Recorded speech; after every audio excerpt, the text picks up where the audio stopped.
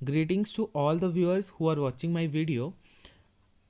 Today I am going to start your next chapter of chemistry, which is matter around us pure. तो आपने last chapter में पढ़ा कि matter क्या होता है, तो इस चैप्टर में हमने पढ़ना है कि मैटर की आगे क्लासिफिकेशन क्या है। तो आप टाइटल देख सकते हैं कि हमें पूछा गया है कि जो आगे पीछे मैटर है क्या वो प्योर है। तो कभी ना कभी क्वेश्चन आपके दिमाग में भी ये आया होगा जब आपने मैटर की डेफिनेशन पढ़ी होगी। हम जनरली जो प्योरिटी का कंसेप्ट लेते हैं क्या वो मिलता है साइंस के प्योरिटी के कंसेप्ट्स में? तो आंसर है नहीं, बिल्कुल नहीं मिलता। जनरली जो हम प्योरिटी का कंसेप्ट लेते हैं वो टोटली डिफरेंट है जो कि प्योरिटी का कंसेप्ट है केमिस्ट्री में। आप जनरली देखते हैं जब आप घर पे आके दूध आता है तो आप बोलते हैं कि हाँ आज प्योरिटी का लेवल अच्छा है। बेसिकली वो अडल्ट्रेशन होती है कि आज अडल्ट्रेशन नहीं है, पर हम बोलते हैं कि प्योरिटी है उसमें, आज मिल्क में प्योरिटी है। हम बोलते हैं कि ये सॉइल बड़ी प्योर है क्योंकि वहाँ पे फर्टिलाइजर्स नहीं है और यहाँ पे अच्छी फसल लगेगी, प्योर फसल लगेगी। कई बार हम बोलते हैं कि माउंटेन्स में बड़ी अच्छी हवा होती है, प्योर एयर मिलती है हमें। क्या केमिस्ट्री में भी प्योरिटी इसे ही कहते हैं? केमिस्ट्री में प्योरिटी का कंसेप्ट थोड़ा सा डिफरेंट है। अगर आप देख सकते हैं कि पानी जो है उसमें एक ही सब्सटेंस से बना हुआ है जिसको केमिकल फार्मूला दिया है H2O। बट अगर आप दूसरी तरफ चले जाएं सॉइल में, तो सॉइल में आप देखेंगे कहीं आपको यूरिया दिखेगा, कहीं आपको डेड बॉडीज़ दिखेंगी, कहीं आपको मिनरल्स दिखेंगे, कहीं आपको विटामिन्स दिखेंगे, कहीं आपको नाइट्रोजन के मॉलिक्यूल्स दिखेंगे, कहीं आपको नाइट्रोजन के अलग अलग कंपाउंड्स दिखेंगे।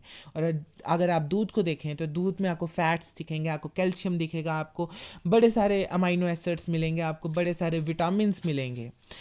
अब केमिस्ट्री में प्योर सब्सटेंस वो होता है जो कि एक ही पार्टिकल से बना हो। तो यहाँ पे एक पार्टिकल से कौन कौन सा सब्सटेंस बना है? सामने दिख रहा है कि शुगर और वाटर।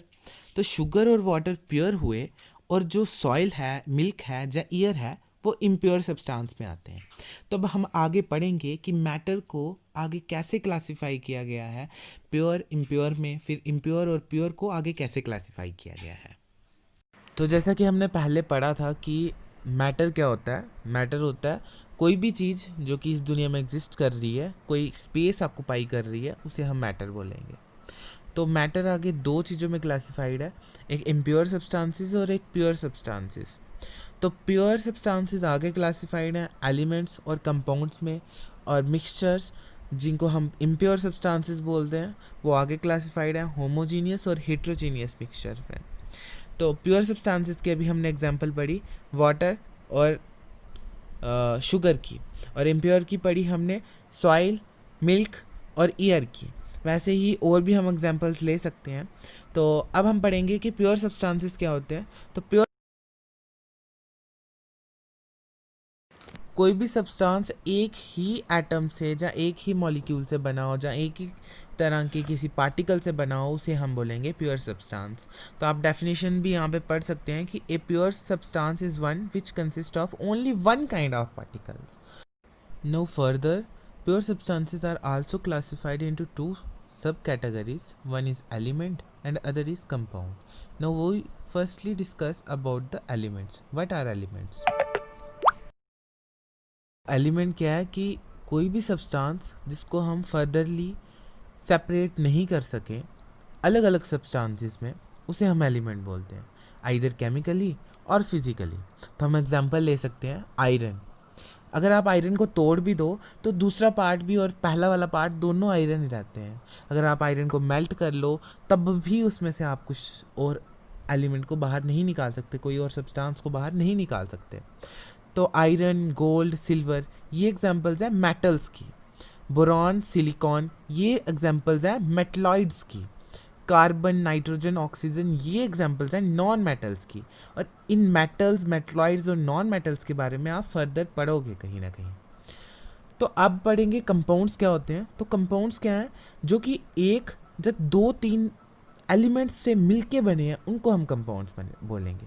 इसका मतलब जो कंपाउंड्स हैं उनमें से हम एलिमेंट्स को बाहर निकाल सकते हैं, बट याद रखिएगा कि कंपाउंड्स से हम एलिमेंट्स केमिकली निकाल सकते हैं, फिजिकली कभी नहीं निकाल सकेंगे। तो कंपाउंड्स की एग्जांपल आ गई वाटर, जो कि हमने पहले भी देखी जब मैं आपको बता रहा था इंट्रोडक्शन में। और कैल्शियम कार्बोनेट बहुत इंपॉर्टेंट है, चॉक में कैल्शियम कार्बोनेट ही होता है। हाइड्रोक्लोरिक एसिड बहुत ज़्यादा इम्पॉर्टेंट है। हाइड्रोक्लोरिक एसिड को हाइड्रोजन क्लोराइड भी बोलते हैं। अब आ गया सोडियम क्लोराइड। तो सोडियम क्लोराइड सबको पता है, कॉमन साल्ट, जो कि हम घर में यूज़ करते हैं, नमक जो कि हर एक सब्जी में भी डलता है। अब नेक्स्ट वीडियो में हम पढ़ेंगे मिक्सचर्स और उसकी क्लासिफिकेशन के बारे में।